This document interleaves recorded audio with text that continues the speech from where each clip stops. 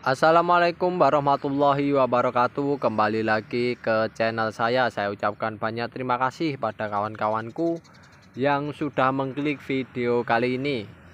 Dan pada dasarnya di kesempatan kali ini kita akan lanjut pembahasannya mengenai tentang manajemen produksi pertanian, yang dimana dalam manajemen produksi pertanian terdapat hal yang perlu diperhatikan.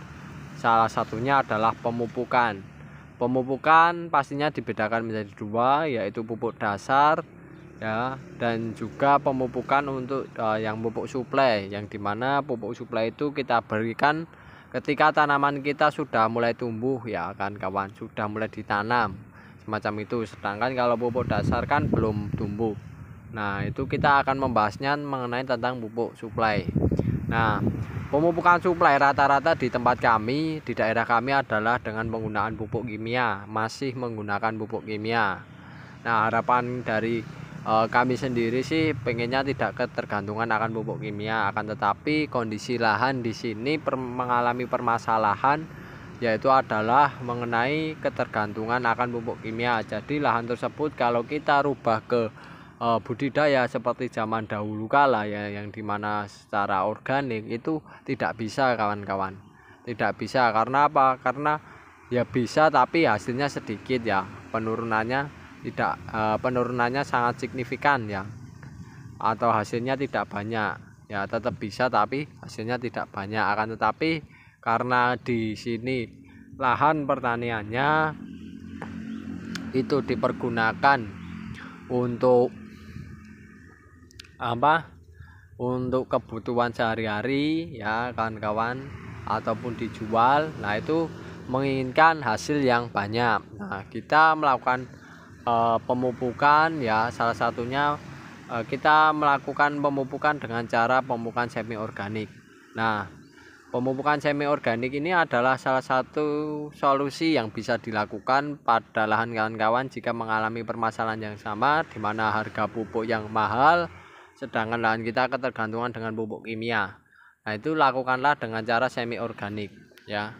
Karena dengan cara semi organik ini pastinya lahan itu subur-subur kawan-kawan. Dan yang jelas lahan itu mulai dilatih ya, bagaimana kita melatih lahan tersebut agar tidak ketergantungan dengan pupuk kimia ya. Ya, karena pastinya pupuk kimia kebutuhannya semakin lama semakin meningkat. Kalau kita berikan hanya pupuk kimia saja, kebutuhannya semakin lama semakin meningkat, hasil produktivitas dari tanamannya itu semakin lama semakin sedikit ya. Oleh sebab itu pemberian pupuk kimia selalu banyak ya. Kalau kita berikan hanya kimia saja, maka dari itu kita lakukan dengan cara perlakuan semi organik. Nah, perlakuan semi organik ini melatih lahan agar tidak ketergantungan. Karena apa? Karena dengan perlakuan semi organik itu sebagian pupuknya itu kita berikan menggunakan pupuk kimia, akan tetapi kita juga memberikan pupuk organiknya ke lahan tersebut ya. Tujuannya apa? Tujuannya agar lahan tersebut bisa tetap selalu produktif ya, dengan kondisi yang produktif yang mengandalkan mikroorganisme dari pemberian pupuk organik tersebut ya, dan unsur hara yang terkandung di pupuk organik tersebut. Nah, itu menjadikan lahan kita secara perlahan tidak ketergantungan akan dengan pupuk kimia semacam itu. Nah, kan bisa lihat ya, ini contoh orang mulai memupuk ya, memupuk dengan menggunakan kimia kan rata-rata sini masih kayak gitu. Karena ya memang lahan kita kalau dilakukan proses pemupukan dengan full organik, penurunannya sangat signifikan sekali ya. Akan tetapi kita melakukannya dengan cara semi organik ya, tujuannya untuk melatih lahan tersebut. Nah, pemupukan tersebut pastinya ada titik tertentu ya kan kawan, titik beratnya, yang dimana ada dua titik berat yang perlu diperhatikan dalam proses pemupukan untuk tanaman. Nah, tanaman ini pastinya mengalami dua fase, yang dimana fase vegetatif juga fase vegetatif, juga fase generatif. Kalau fase vegetatif itu adalah fase pertumbuhan di mana jumlah batang, lalu jumlah daun itu bertambah ya kalau pertumbuhan kan kawan. Volume dari tanaman itu sendiri bertambah dari mulai batang, daun ya, lalu cabang dan lain sebagainya itu bertambah. Itu fase pertumbuhan, fase vegetatif. Dan itu fase vegetatif itu lamanya itu ketika tanaman sudah ditanam di lahan ya, dari benih muncul tanaman. Nah dari tanaman itu hingga belum mengeluarkan bunga itu dinamakan fase vegetatif. Fase vegetatif ini dalam proses pemupukan itu menitik beratkan bagaimana kita memperkuat batang, daun, dan akar. Dan yang jelas titik fokusnya ketiga itu bagaimana ditumbuhkan secara bagus, secara optimal pula kan kawan. Semacam itu ditumbuhkan agar ya nantinya dalam proses fase generatif ya pertumbuhan tersebut bisa memberikan dampak yang cukup bagus kan kawan. Kalau pertumbuhan di fase vegetatif itu bagus, kemungkinan fase generatif pun juga bagus ya kan kawan. Karena apa? Karena vegetatif itu kan pastinya memunculkan daun, memunculkan batang dan cabang yang dimana itu nanti dan akar ya kan dimana itu nanti menunjang proses fotosintesis. Ya, fotosintesis yang tertunjang secara bagus dan baik, nah itu nantinya akan menunjang nanti makanan bagi tanamannya. Nah kalau di fase vegetatif ini makanannya bisa optimal, kemungkinan untuk membentuk buah, membentuk bunga, nah itu juga bisa optimal pula. Semacam itu. Jadi akar, batang, dan daun ditumbuhkan sebaik dan seoptimal mungkin kawan-kawan. Begitu pula cabangnya ya kan kawan. Semacam itu.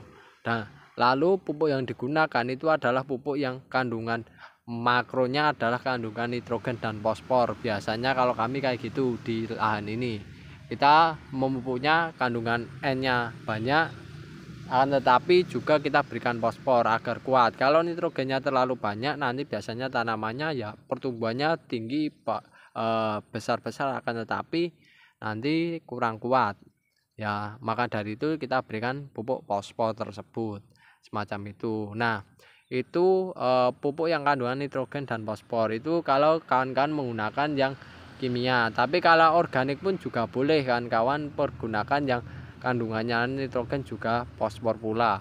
Semacam itu. Kalau pupuk organiknya kita berikan yang dimana biasanya titik fokusnya untuk pertumbuhan. Biasanya diperoleh pupuk organik cair yang kandungannya itu diperoleh dari daun, batang maupun akar kawan-kawan, semacam itu.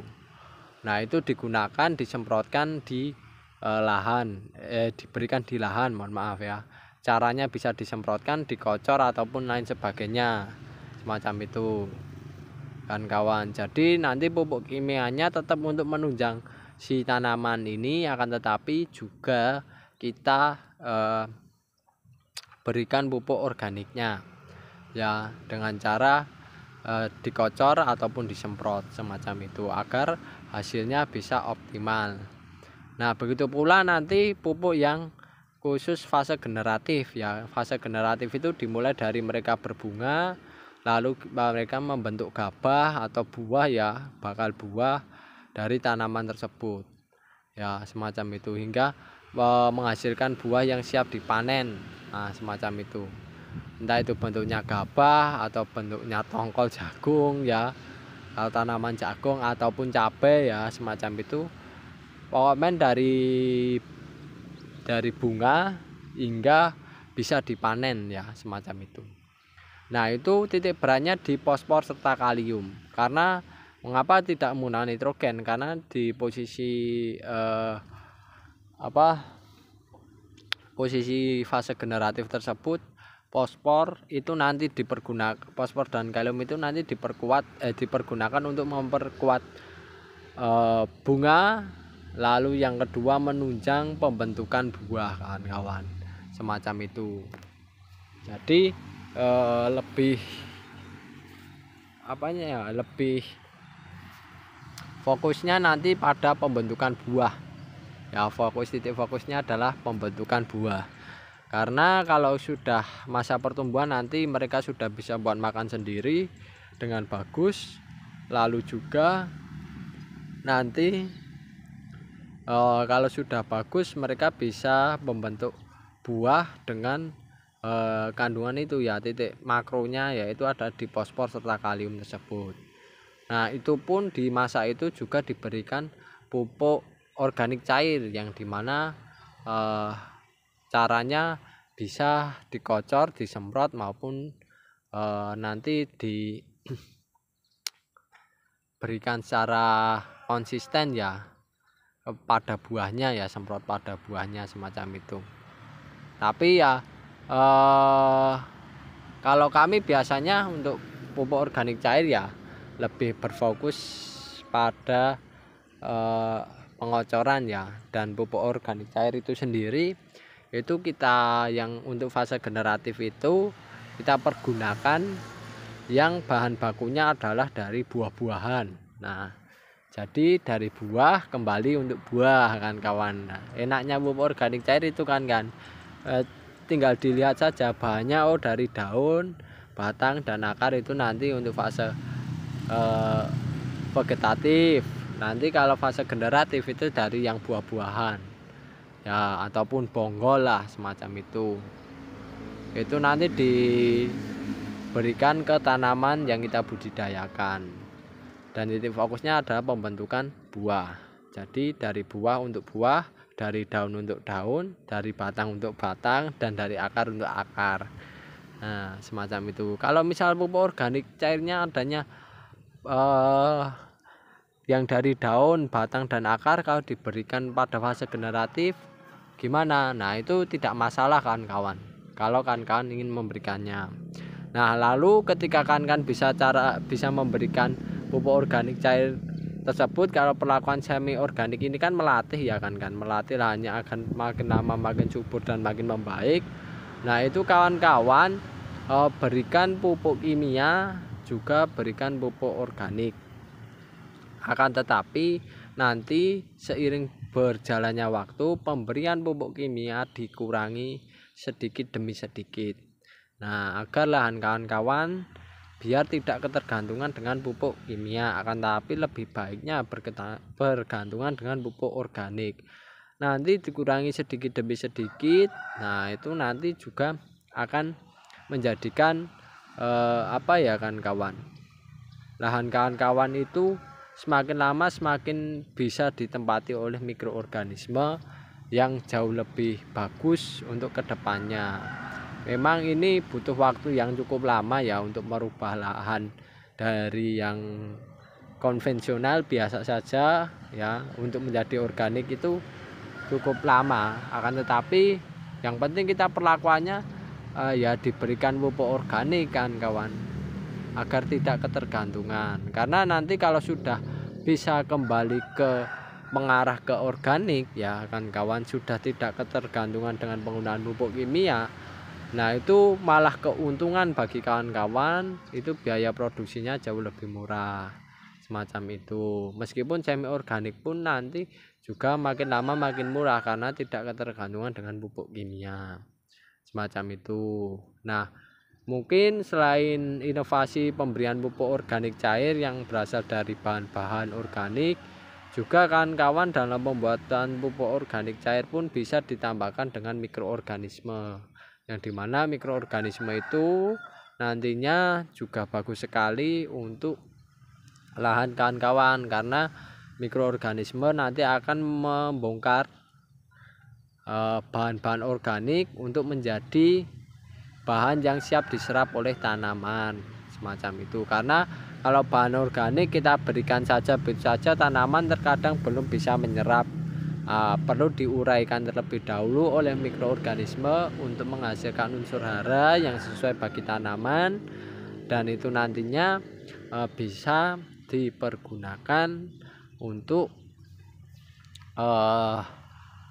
diserap oleh tanaman ya semacam itu. Dan biasanya mikroorganisme kelompok bakteri-bakteri pengurai itu biasanya fokusnya nanti dalam perolehan pupuk yang kandungannya nitrogen ya, serta nanti bisa beberapa bakteri bisa menguraikan fosfor serta kalium ya.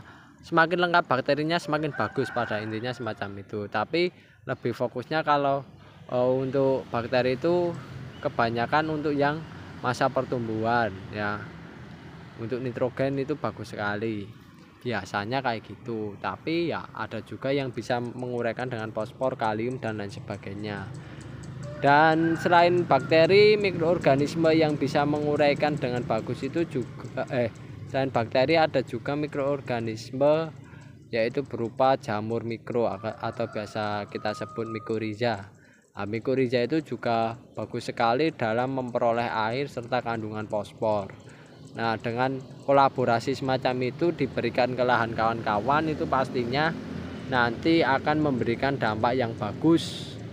Dan itu makin lama kawan-kawan makin tidak ketergantungan. Nah, gunanya kita melakukan perlakuan semacam itu ya agar produksi biaya produksinya jauh lebih turun, kesuburan jauh lebih meningkat, hasil lebih meningkat dan tidak ketergantungan. Nah, inilah yang perlu diperhatikan dalam proses pemupukan suplai, khususnya teknis budidaya dalam manajemen produksi tanaman agar memperoleh hasil yang maksimal. Oke kawan-kawan, itu dulu informasi yang bisa saya sampaikan. Kurang lebihnya mohon maaf. Terima kasih. Sekian, wassalamualaikum warahmatullahi wabarakatuh.